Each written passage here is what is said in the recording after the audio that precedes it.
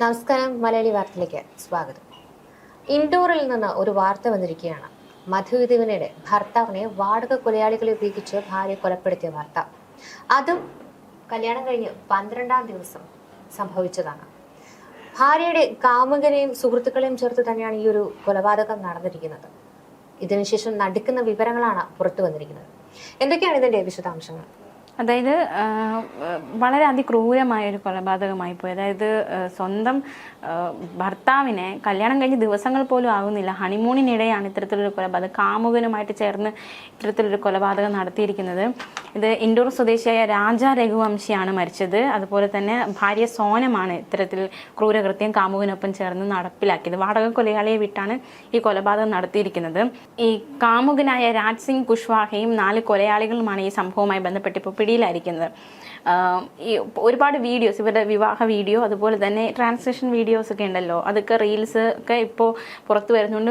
ഭയങ്കര വേദന തോന്നുന്നുണ്ട്. അതായത് ഇപ്പോൾ ഒരു ഇൻഡോറിൽ മറ്റൊരു സംസ്ഥാനത്ത് നടന്ന സംഭവമാണ് എങ്കിൽ പോലും നമ്മുടെ അയൽവക്കത്ത് നടന്ന ഒരു ഫീലാണ്. അതായത് അത്രയും ആ ഒരു പയ്യന്റെ ഫോട്ടോ കാണുമ്പോൾ, അല്ലെങ്കിൽ ആ ഒരു വരന്റെ ഫോട്ടോ കാണുമ്പോൾ പലരും പറയുന്നത് എങ്ങനെ ഇത്രയും പാവം പോലെ തോന്നുന്നു, ഇത്രയും നിഷ്കളങ്കൻ അല്ലെങ്കിൽ ഇത്രയും പാവം പോലെ ഇരിക്കുന്ന ഒരു പയ്യനെ എങ്ങനെ കൊലപ്പെടുത്താൻ ഈ പെണ്ണിന് കഴിഞ്ഞു എന്നാണ് ഇവരും ചോദിക്കുന്നത്.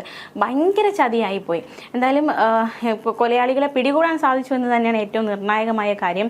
ഈ സംഭവം എന്ന് വെച്ചാൽ ഈ ഹണിമൂണിന് പോകുന്നതിന് മുന്നേ തന്നെ കവർച്ചയും കൊലപാതകവും ഇതായിരുന്നു ഇവരുടെ പദ്ധതി. ഈ കാമുകനൊപ്പം ജീവിക്കുക എന്ന ലക്ഷ്യത്തോടെയാണ് ഭർത്താവിനെ കൊലപ്പെടുത്തിയത്. അതായത് ഈ കാമുകൻ എന്ന് പറയുന്നത് ഈ പെണ്ണിന്റെ സോനത്തിന്റെ സഹോദരന്റെ കടയിൽ ജോലിക്ക് നിന്ന പയ്യനുമായിട്ട് ഇവൾ പ്രേമത്തിലാകുന്നു. അപ്പോൾ ഇവിടെ വിവാഹം വീട്ടുകാർ നടത്തുന്നില്ല. അപ്പോൾ ഇതിനിടയിൽ മറ്റൊരു വിവാഹം, ആ വിവാഹം കഴിഞ്ഞ ശേഷം വിധവയായാൽ, അതായത് ഇവളുടെ ഭർത്താവ് മരിച്ചാൽ തനിക്ക് ഇവളെ കല്യാണം കഴിക്കാമല്ലോ, ആ ഒരു പ്ലാനിങ്ങിലായിരുന്നു രണ്ടുപേരും. അപ്പോൾ രാജയെ കൊലപ്പെടുത്തിയ ശേഷം മകൾ വിധവയായിരിക്കുന്നു, അല്ലെങ്കിൽ ഭർത്താവ് നഷ്ടപ്പെട്ട ഒരു പെൺകുട്ടി, അപ്പോൾ ഞാൻ സ്വീകരിക്കാം, ഞാൻ കല്യാണം കഴിക്കാമെന്ന് പറഞ്ഞ് കാമുകന്റെ രംഗപ്രവേശം ചെയ്യാം. അങ്ങനെ അവളെ വിവാഹം കഴിച്ച് സുഖമായിട്ട് ജീവിക്കാം. ഇതായിരുന്നു ഇവരുടെ വമ്പൻ പ്ലാനിങ്. എല്ലാം തകർന്ന് തരിപ്പണമാക്കിയിട്ടുണ്ട് അന്വേഷണ സംഘം. അപ്പോൾ ഈ ഹണിമൂണിന് പോകുന്നതിന് മുന്നേ ആയിട്ട് ഈ ആഭരണം, ഈ ഓർണമെന്റ്സ് കുറേ ഉണ്ടല്ലോ, അപ്പോൾ ഈ വിവാഹത്തിനൊക്കെ ഇട്ട ഓർണമെന്റ്സ് ഒക്കെ ഇട്ടിട്ട് വരണമെന്ന് ഈ സോനം രാജയെ നിർബന്ധിപ്പിക്കുന്നുണ്ടായിരുന്നു. അപ്പോൾ രാജ ചോദിക്കുന്നുണ്ട് എന്തിന് ഓർണമെന്റ്സ് ഇടണം, അപ്പോൾ ഇവള് അത് ഇട്ടിട്ട് വരണം, അതെൻ്റെ ഒരു ആഗ്രഹമാണ് എന്ന് ഇങ്ങനെ പറയുന്നുണ്ട്. അപ്പോൾ വീട്ടുകാർ ഒരു വാണിംഗ് കൊടുത്തു, അത് നിങ്ങൾ ഹണിമൂണിന് പോവാണ് അല്ലെങ്കിൽ മറ്റൊരു യാത്രയ്ക്ക് പോവാണ്, അപ്പോൾ ഇത്രയും സ്വർണ്ണമൊക്കെ ഇട്ടിട്ട് പോയാൽ തീർച്ചയായിട്ടും കൊള്ളയടിക്കപ്പെടാനുള്ള സാഹചര്യമുണ്ട്. അപ്പോൾ വീട്ടുകാരും എന്തിനിങ്ങനെ ഇത്രയും ആഭരണമൊക്കെ ഇട്ടിട്ട് പോകുന്നു എന്ന് ചോദിച്ചപ്പോൾ അത് സോനം എന്നെ നിർബന്ധിക്കുന്നു, അവൾക്ക് ഇഷ്ടം ഞാൻ എന്നെ ഇങ്ങനെ കാണാനാണ്, അപ്പോൾ അവൾ പറഞ്ഞത് പ്രകാരമാണ് ഞാൻ ഇത്രയും ഓർണമെന്റ്സ് ഇട്ടിരിക്കുന്നതെന്ന് പറഞ്ഞു. അപ്പോൾ ഇവിടെ ലക്ഷ്യം എന്ന് വെച്ചാൽ കൊലപ്പെടുത്തിയ ശേഷം ആ സ്വർണ്ണമെല്ലാം തട്ടിയെടുക്കുക എന്നതായിരുന്നു ഇവരുടെ ലക്ഷ്യം. അപ്പോൾ ഈ സംഭവത്തിൽ ഈ വഴിത്തിരിവായ 2-3 ഘടകങ്ങളുണ്ട്. ഒന്നാമത്തേത് ഒരു ടൂറിസ്റ്റ് ഗൈഡിന് ഒരു സംശയം. രണ്ടാമത്തേത് ഈ പെൺകുട്ടി കൊലപാതകത്തിന് ശേഷം ഒരു തട്ടുകടയിൽ കയറി അവിടുത്തെ വ്യക്തിയുടെ കയ്യിൽ നിന്ന് ഫോൺ വാങ്ങി വീട്ടിലേക്ക് വിളിക്കുന്നു, അത് നിർണായകമായി മാറി. പിന്നെ ഈ മൃതദേഹം കണ്ടെത്തിയപ്പോൾ കുറച്ച് ദിവസങ്ങൾക്ക് ശേഷമാണ് മൃതദേഹം മലയിടുക്കിൽ നിന്ന് കണ്ടെത്തിയത്. അപ്പോൾ അഴുകിയിട്ടുണ്ടായിരുന്നു മൃതദേഹം. അപ്പോൾ മൃതദേഹം കണ്ടെത്തിയപ്പോൾ ഈ വാച്ചും അതുപോലെ തന്നെ മോതിരവും കാണുന്നില്ല. അപ്പോൾ ഇത് രണ്ടും കാണാത്തതായതും ഇതെല്ലാം കൂടി ഒരുപാട് ദുരൂഹതകൾ ഉണ്ട് എന്ന് മനസ്സിലാക്കുകയും ദുരൂഹതയിലേക്ക് വിരൽ ചൂണ്ടുകയും ഒടുവിൽ അതൊരു ഭാര്യയിൽ തന്നെ, സ്വന്തം ഭാര്യ തന്നെയാണ് കൊലയാളി, അല്ലെങ്കിൽ കൊലയ്ക്ക് ആസൂത്രണം ചെയ്തത് ഭാര്യയാണ് എന്ന ഒരു തലത്തിലെ ഒരു സത്യത്തിലേക്ക് എത്തുകയായിരുന്നു. അപ്പം ആദ്യമൊക്കെ നമ്മൾ ഈ വാർത്ത അറിഞ്ഞത് ഹണിമൂണിന് പോയ ദമ്പതികളിൽ ഒരാൾ കൊല്ലപ്പെട്ടു, ഭാര്യയെ കാണാനില്ല എന്ന രീതിയിലായിരുന്നു. അപ്പോൾ ഈ ആദ്യമൊക്കെ പോലീസ് സംഘത്തിന്റെ സംശയം എന്ന് പറഞ്ഞാൽ ഇയാളെ കൊലപ്പെടുത്തിയ ഒരു ഭാര്യയും അപായപ്പെടുത്തിയിട്ടുണ്ടാകാം, അല്ലെങ്കിൽ എന്തെങ്കിലും ബിസിനസ് പക, ആ രീതിയിലായിരിക്കും കൊലപാതകം നടന്നത്. ഒരു ഷർട്ട് രക്തത്തിൽ കുതിർന്ന സമീപത്ത് തന്നെ കണ്ടെത്തിയിരുന്നു. അപ്പോൾ ചിലപ്പോൾ ഇവര് തട്ടിക്കൊണ്ടുപോയി ജീവൻ അപായപ്പെടുത്തിയിരിക്കാം എന്നൊരു സംശയം ആ സമയത്ത് ഉയരുകയായിരുന്നു. അതെ. അപ്പോൾ അങ്ങനെ എന്തെങ്കിലും ബിസിനസ് പരമായിട്ടുള്ള വൈരാഗ്യം, അങ്ങനത്തെ ഒരു കൊലപാതകമായിരിക്കാം നടന്നത്. അപ്പോൾ തീർച്ചയായിട്ടും ഭാര്യയും അപായപ്പെടുത്തിയിട്ടുണ്ടാകാം എന്ന രീതിയിലായിരുന്നു ആദ്യം വാർത്തകൾ വന്നത്. പിന്നെ ഒരുപാട് ഘടകങ്ങളൊക്കെ വന്ന് അന്വേഷിച്ചാണ് ഈ സോനത്തിലേക്ക് ചെന്നെത്തിയത്. എന്തായാലും മഴു ഉപയോഗിച്ചാണ് കൊലപ്പെടുത്തിയത്. മാത്രമല്ല മൃതദേഹത്തിൽ ഒന്നിലധികം മുറിവുകളേറ്റ ഒരു സാഹചര്യം ഉണ്ടായിരുന്നു. പോസ്റ്റ്മോർട്ടം റിപ്പോർട്ടിൽ അത് കണ്ടെത്തുകയും അപ്പോഴും സ്വാഭാവികമായിട്ട് സംശയം ഉണ്ടാകും. അതായത് ഈ കൊലപാതകം നടക്കുന്നതിന് അന്ന് ഒരു വലിയൊരു മലയിലേക്ക് നമുക്ക് ആ മല കയറാമെന്ന് പറഞ്ഞ് സോനം രാജയും കൊണ്ട് ആ മലയിലേക്ക് കയറണം.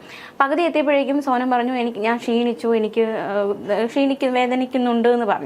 അപ്പോൾ സോന നടക്കുന്നതിനിടയിൽ ഇവരെ കൂട്ടത്തിൽ തന്നെ ഈ ലൈവ് ലൊക്കേഷനൊക്കെ കാമുകൻ അയച്ചു കൊടുക്കുന്നുണ്ടായിരുന്നു. അതായത് കാമുകൻ വഴി കൊലയാളികൾ എത്തിക്കാൻ വേണ്ടിയിട്ട്.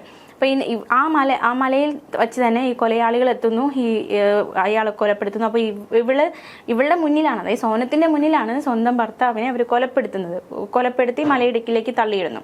അപ്പോൾ ഈ ഒരു കൃത്യം നടക്കുന്ന സമയത്ത് കാമുകൻ അവിടെ ഉണ്ടായിരുന്നില്ല. പല വഴിയായിട്ട് ഇവർ ഈ ഒരു കൃത്യം നടന്ന ശേഷം പല വഴിയിലായിട്ട് ഇവർ ഓടുന്നുണ്ട്, പല വഴിയിലായിപ്പോയി.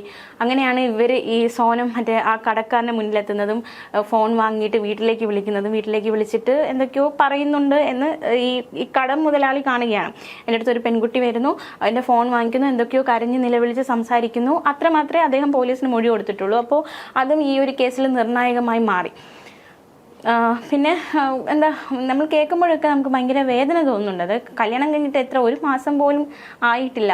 അപ്പോൾ സ്വാഭാവികമായിട്ട് നമുക്ക് തോന്നുന്ന കാര്യമാണ്. അതായത് അവർക്ക് ഒരു കാമുകനുണ്ട്, ശരി, മറ്റൊരാളോടൊപ്പം ജീവിക്കണമെങ്കിൽ തീർച്ചയായിട്ടും എന്തിന് കൊലയിലേക്ക് മാതാവ് പ്രതികരിച്ചിട്ടുണ്ടായിരുന്നു. അതായത് ഈ പറയുന്ന സോനത്തിന് മറ്റൊരു പ്രണയം ഉണ്ടായിരുന്നു എന്നുണ്ടെങ്കിൽ തീർച്ചയായിട്ടും ആദ്യമേ ഇവരോട് അത് തുറന്ന് പറഞ്ഞിരുന്നുവെങ്കിൽ തീർച്ചയായിട്ടും അവർ ഈ വിവാഹത്തിൽ നിന്ന് പിന്മാറിയേനെ എന്നാണ് ഇവർ പറഞ്ഞിരുന്നത്. കാരണം അത്യാവശ്യം സാമ്പത്തികമായി ഉയർന്ന നിലയിലുള്ള ഒരു കുടുംബം ഈ പറയുന്ന നവവരന്റെ കുടുംബം എന്ന് പറയുന്നത്. അപ്പോൾ ആ കാമുകനൊത്ത് ജീവിക്കാനായിരുന്നു സോനത്തിന്റെ ആഗ്രഹമെങ്കിൽ തീർച്ചയായിട്ടും ഒരു വാക്ക് പറഞ്ഞിരുന്നുവെങ്കിൽ തീർച്ചയായിട്ടും തന്റെ മകൻ അതിൽ നിന്ന് പിന്മാറുമായിരുന്നു എന്ന് തന്നെയാണ് ആ കുടുംബം പറയുന്നത്. അപ്പോൾ സമ്പത്ത് മോഹിച്ചുകൊണ്ടും ഇത്തരത്തിലൊരു നിഷ്ഠൂരമായ ഒരു കൊലപാതകത്തിലേക്ക് നയിച്ചു എന്നുള്ളതാണ്. ആ വീഡിയോകളൊക്കെ കാണുമ്പോൾ തന്നെ അറിയാം, വിവാഹത്തിന് ആ പെൺകുട്ടിയുടെ മുഖത്ത് ഒരു സന്തോഷം പോലും ആദ്യം തുടക്കത്തിൽ കാണില്ല. പക്ഷെ അതേസമയം ആ നവവരൻ അതീവ സന്തോഷവാനായിട്ടാണ് ആ വിവാഹ വീഡിയോയിലൊക്കെ നമുക്ക് കാണാൻ കഴിയുന്നത്. തീർച്ചയായിട്ടും അതിനുശേഷം ഈ 12 ദിവസം കഴിഞ്ഞുള്ള ഇവരുടെ ഹണിമൂൺ ട്രിപ്പിൽ ബൈക്കിൽ ഇരിക്കുമ്പോൾ പോലും ആ പെൺകുട്ടി നിന്ന് ടെക്സ്റ്റ് മെസ്സേജ് ഒക്കെ അയക്കുന്നുണ്ട്. ആ നവവരൻ വളരെയധികം സന്തോഷത്തോടു കൂടിയാണ് ആ പെൺകുട്ടിയൊപ്പം നിൽക്കുന്നത് തന്നെ. അപ്പോൾ വളരെ ദാരുണമായൊരു ഹണിമൂൺ കൊലപാതകം എന്ന് തന്നെ നമുക്ക് പറയേണ്ടി വരും അല്ലേ? അതെ. പിന്നെ ഇതിൽ ഏറ്റവും വഴിത്തിരിവായത് ഒരു ടൂറിസ്റ്റ് ഗൈഡ് കണ്ട ഒരു കാര്യമാണ്. അതായത് കൊലയാളികളിൽ 4 പേരെ വിവിധ സ്ഥലങ്ങളിൽ നിന്നാണ് അറസ്റ്റ് ചെയ്തത്. 19-നും 23-നും ഇടയ്ക്കുള്ള പ്രായമുള്ള കൊലപാതകികളാണ് ഇവർ. ഈ ദമ്പതികൾ വാടകയ്ക്കെടുത്ത സ്കൂട്ടർ പിറ്റേന്ന് വഴിയോരത്ത് ഉപേക്ഷിച്ച നിലയിൽ കണ്ടു. മാത്രമല്ല ഈ ഒരു സ്കൂട്ടറിൽ താക്കോലും ഉണ്ടായിരുന്നു. അപ്പോൾ ഇതൊക്കെ ഒരുപാട് സംശയങ്ങളിലേക്ക് വഴിതെളിക്കുകയായിരുന്നു. എന്തായാലും സ്വർണ്ണമാലയും ഈ കൊല്ലപ്പെട്ട വ്യക്തിൻ്റെ സ്വർണ്ണമാല, മോതിരമൊക്കെ കാണാതായി. ഇത് സംശയത്തിനിടയാക്കി. പിന്നെ രക്തം പുരണ്ട വാക്കത്തി, മഴക്കോട്ട്, അതായത് ഇവര് ഈ മേഘാലയയിൽ എത്തുന്നു. അതിനുശേഷം അവിടെ നിന്ന് ഒരു സ്കൂട്ടി എടുത്തിട്ടാണ് അവിടെ 2 ദിവസം അവരവിടെ കറങ്ങുന്നുണ്ട്. കറങ്ങിയ ശേഷമാണ് ഈ ഒരു കൊലപാതകത്തിലേക്ക് നയിക്കപ്പെടുന്നത്. അപ്പോൾ മഴക്കോട്ട് കിട്ടുന്നു. ഇതെല്ലാം ഏറെ നിർണായകമായി കൊലയാളിയിലേക്ക് എത്താനുള്ള നിർണായക ഘടകങ്ങളായിട്ട് മാറി എന്ന് വേണം മനസ്സിലാക്കാൻ. പിന്നെ ഡ്രോൺ ഉപയോഗിച്ചുള്ള അന്വേഷണത്തിലാണ് രാജയുടെ മൃതദേഹം കണ്ടെത്തിയത്, വെള്ളച്ചാട്ടത്തിനടിയിലുള്ള മലയിടുക്കിൽ നിന്ന് കണ്ടെത്തിയത്. അപ്പോൾ തീർച്ചയായിട്ടും ഇതൊന്നും കണ്ടെത്തൂല, അല്ലെങ്കിൽ മലയിടുക്കിലിട്ട കൊന്ന് തള്ളി മലയിടുക്കിലിട്ട ആരും കണ്ടെത്തൂല എന്ന് കരുതിയൊക്കെ ചെയ്തതായിരിക്കാം. ടൂറിസ്റ്റ് ഏരിയയാണ്. അപ്പൊ തീർച്ചയായിട്ടും ഇവിടെ നടന്ന ഒരു കൊലപാതകം എന്ന് പറയുന്നത് ഇനി വരാനിരിക്കുന്ന ടൂറിസ്റ്റുകളെ സംബന്ധിച്ച് ഇവിടം സുരക്ഷിതമല്ല എന്നുള്ളൊരു ചിന്തയൊക്കെ അവർക്ക് ഉയർത്തും. കാരണം ഇതൊരു മോഷണത്തിന് വേണ്ടിയിട്ടാണെന്നുണ്ടെങ്കിൽ ഇത്തരത്തിൽ ടൂറിസ്റ്റ് സംബന്ധമായി ഇവിടേക്ക് എത്തുന്ന ആളുകൾ ഒരിക്കലും സേഫ് അല്ല. അവരെയും ഇതുപോലെ ഇത്തരത്തിൽ അവരിൽ നിന്ന് സ്വർണവും പണവും തട്ടിയെടുക്കാനും അവരെ അപായപ്പെടുത്താനും ഒക്കെ ശ്രമം ഉണ്ടാകുമെന്ന് കരുതി ഒരു ഭാഗത്ത് നിന്ന് പ്രതിഷേധം അലയടിച്ചിരുന്നു. അങ്ങനെയാണ് ഈ പറയുന്ന മേഘാലയ സർക്കാർ ഇത്തരത്തിൽ അന്വേഷണം ഊർജിതമാക്കുന്നു. അതിനിടയിലാണ് ഈ ഒരു ഡ്രോൺ പരിശോധന ശക്തമാക്കി. അങ്ങനെയാണ് ഈ മലയിടുക്കിൽ നിന്ന് ഈ ഒരു മൃതദേഹം കണ്ടെടുക്കുന്നത്. അപ്പം തീർച്ചയായിട്ടും ഒരു ടൂറിസ്റ്റ് പ്ലേസ് ആശങ്കയിലാകുന്നു എന്നതിലുപരി എങ്ങനെ വിശ്വസിച്ച് ഒരാളെ കല്യാണം കഴിക്കും എന്നൊരു ആശങ്ക കൂടി ഇവിടെ ശക്തമാകുന്നുണ്ട്. ഇപ്പോൾ രാജയ്ക്ക് പറ്റിയ ഒരു അബദ്ധം അല്ലേ, അത് അയാൾ സന്തോഷത്തോടെ വിവാഹം കഴിയുന്നു, വിവാഹ പന്തലിലേക്ക് എത്തുന്നു, ഒരു പെൺകുട്ടിയുടെ നെറുകയിൽ സിന്ദൂരം അണിയിക്കുന്നു, താലി ചാർത്തുന്നു. പക്ഷെ ആ വ്യക്തി തന്നെ അയാളുടെ കാലത്തെയാണ്, അല്ലെങ്കിൽ ഇവളെ കൈകൊണ്ടാണ് ഞാൻ മരിക്കാൻ പോകുന്നത് എന്ന് പോലും അറിയാതെ എന്ത് വിശ്വസിച്ച് വിവാഹം കഴിക്കും എന്നൊരു ചോദ്യം, എന്നൊരു ആശങ്കയൊക്കെ ഇവിടെ ഉയരുന്നുണ്ട്. ഇവർക്ക് പ്രേമമുണ്ട്, അല്ലെങ്കിൽ ഇവർക്ക് സ്നേഹമുണ്ട് എങ്കിൽ ഇവരുടെ ജീവിതം തിരഞ്ഞെടുത്ത് പോയിക്കൂടായിരുന്നു, എന്തിനും ഒരു പാവത്തിനെ ബലിയാടാക്കി എന്ന ചോദ്യം ഇവിടെ ശക്തമാണ്. ഈ ഇടയ്ക്ക് പോലും നമ്മുടെ കേരളത്തിൽ കേസിൽ പോലും ചില റിപ്പോർട്ടുകൾ പുറത്തുവന്നു. കല്യാണം കഴിഞ്ഞ് തൊട്ടടുത്ത ദിവസം, അതായത് ഫ്രണ്ടിനെ കാണാനെന്ന് പറഞ്ഞുകൊണ്ട് ഭാര്യ ഭർത്താവിനൊപ്പം തന്നെ ഒരിടത്തേക്ക് എത്തുന്നു. തുടർന്ന് അവിടെ വെച്ച് ഫ്രണ്ടിനെ കാണാനെന്ന് പറഞ്ഞ് ഇറങ്ങുന്നു. കുറച്ച് കഴിഞ്ഞിട്ട് ഫോൺ വിളിച്ചിട്ട് പറയുകയാണ് താൻ തന്നെ കാമുവിനൊപ്പം ഒളിച്ചോടി പോവുകയാണ് എന്ന് പറഞ്ഞുകൊണ്ട് ആ പറയുന്ന വരന്റെ അല്ലെങ്കിൽ ആ ഒരു യുവാവിന്റെ പിന്നീടുള്ള ആ ജീവിതത്തിൽ അത് എന്തോരം പ്രശ്നങ്ങളായിരിക്കും സൃഷ്ടിക്കുക. സമൂഹത്തിൽ ഇറങ്ങി നടക്കുമ്പോൾ എന്തോരം കളിയാക്കലുകളും ഒറ്റപ്പെടുത്തലും വേദനയും ഒക്കെ അവർ നേരിടേണ്ടി വരും. ഇത്തരത്തിലുള്ള ഒരു ചതി ഇതിന് പിന്നിലുമുണ്ട്. അതായത് ഒരു വിവാഹം എന്ന് പറഞ്ഞ രണ്ട് കുടുംബങ്ങൾ തമ്മിലുള്ള ഒരു ഇണക്കവും പിണക്കവും ഒക്കെയാണ്. പക്ഷെ അതിനിടയിൽ പോലും ഇത്തരത്തിൽ ചതിക്കുക, അതായത് എളുപ്പ വഴിയിലൂടെ സമ്പാദിക്കാം, അതുവഴി കാമുകനൊത്ത് ജീവിക്കാം എന്ന് പറഞ്ഞ് ഇറങ്ങിത്തിരിക്കുന്ന ആരും തന്നെ ഗതി പിടിച്ചതായിട്ട് നമ്മൾ കേട്ടിട്ടില്ല. തീർച്ചയായിട്ടും അവരുടെയൊക്കെ അവസാനം എന്ന് പറയുന്നത് ഇങ്ങനെ തന്നെയായിരിക്കും. ഇപ്പൊ ഈ പറഞ്ഞ സംഭവത്തിൽ കൊന്നില്ലല്ലോ, കൊലപ്പെടുത്തിയില്ല എങ്കിൽ പോലും ഇത്തരത്തിലുള്ള ബന്ധങ്ങൾ ഉണ്ട് എങ്കിൽ അയാൾക്കൊപ്പം ജീവിക്കാൻ താല്പര്യമില്ല എന്നുണ്ടെങ്കിൽ തീർച്ചയായിട്ടും ഒന്നുകിൽ അയാളുമായിട്ട് അതൊന്ന് തുറന്നു പറയാനുള്ള ഒരു മനസ്സെങ്കിലും കാണിക്കുക എന്നുള്ളതാണ്. കാരണം ഒത്തിരി സ്വപ്നങ്ങളുമായിട്ടായിരിക്കാം അവരെ പോലുള്ളവരൊക്കെ ആ ജീവിതത്തിലേക്ക് ഇറങ്ങി വരുന്നത്. ഇവിടെ പലപ്പോഴും മാതാപിതാക്കളും വില്ലന്മാരായിട്ട് മാറുന്നുണ്ട്. കാരണം അവരുടെ ഈഗോ, അവരുടെ ചില കടുംപിടുത്തങ്ങൾ കാരണം ഇപ്പോൾ പ്രണയമുണ്ട് എന്ന് പറഞ്ഞാൽ പോലും അവർ മാതാപിതാക്കൾ സമ്മതിക്കില്ല, ഈ വിവാഹത്തിന് ഞങ്ങൾ സമ്മതിക്കില്ല, ഞങ്ങൾ പറയുന്ന ആളെ കല്യാണം കഴിക്കണം അല്ലെങ്കിൽ ഞങ്ങൾ പറയുന്ന ആളെ കെട്ടണമെന്ന് മാതാപിതാക്കൾ വാശി പിടിക്കും. അപ്പോൾ മാതാപിതാക്കളുടെ ഒരു ഇഷ്ടത്തിനനുസരിച്ച് പിള്ളേർ നിൽക്കും. അത് കഴിഞ്ഞിട്ട് പല സംഭവങ്ങളല്ലേ ഇപ്പോൾ ഇവിടെ സംഭവിച്ചതും ചിലപ്പോൾ പറഞ്ഞിട്ടുണ്ടോ ഇല്ലയോ എന്ന കാര്യത്തിൽ അറിയില്ല എങ്കിൽ പോലും അവര് പറഞ്ഞു കാണില്ല. കാരണം ഇവര് പറയുന്നുണ്ട് ഇവര് സ്വർണവും സമ്പത്തും ഒക്കെ ലക്ഷ്യമിട്ടിരുന്നു, അതുവഴി ജീവിക്കാനായിരുന്നു. അപ്പൊ അതിനുള്ള ഏറ്റവും വഴി ഇവർ സാമ്പത്തികം മെച്ചപ്പെട്ട ആളുകളാണ്, ഇവർ ബിസിനസ് ചെയ്യുന്ന കുടുംബമാണ്.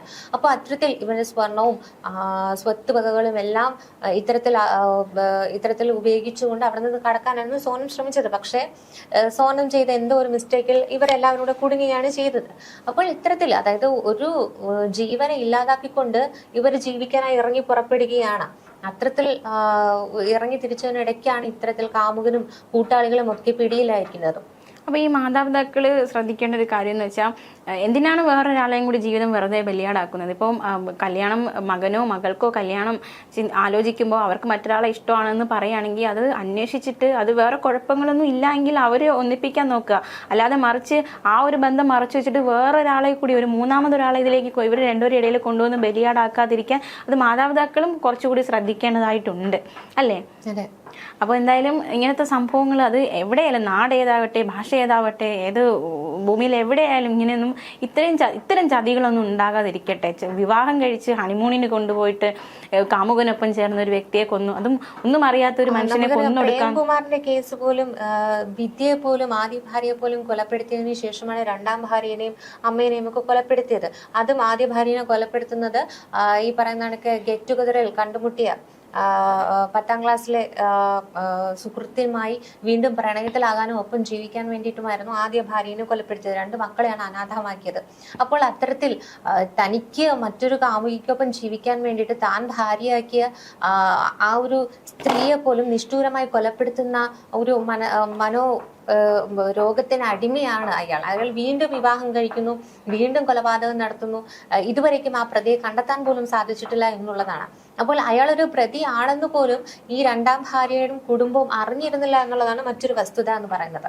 അപ്പോൾ ഇത്തരത്തിൽ ഒരു ക്രിമിനലിനെ ഒളിപ്പിച്ചുകൊണ്ട് തനിക്ക് ജീവിക്കുവാനും അല്ലെങ്കിൽ മറ്റൊരു പെൺകുട്ടിക്കൊപ്പം ജീവിക്കാനുള്ള സമ്പത്ത് കണ്ടെത്തുവാനും ഒക്കെയായിട്ട് ഇത്തരത്തിൽ ഒരു വിവാഹത്തെ പോലും മാറ്റിമറിച്ചിരിക്കുന്നു എന്നുള്ളതാണ്. അപ്പം ഇങ്ങനത്തെ സംഭവങ്ങളൊന്നും ഇനി ആവർത്തിക്കാതിരിക്കട്ടെ, കുറ്റക്കാർക്ക് തക്കതായ ശിക്ഷ കിട്ടട്ടെ.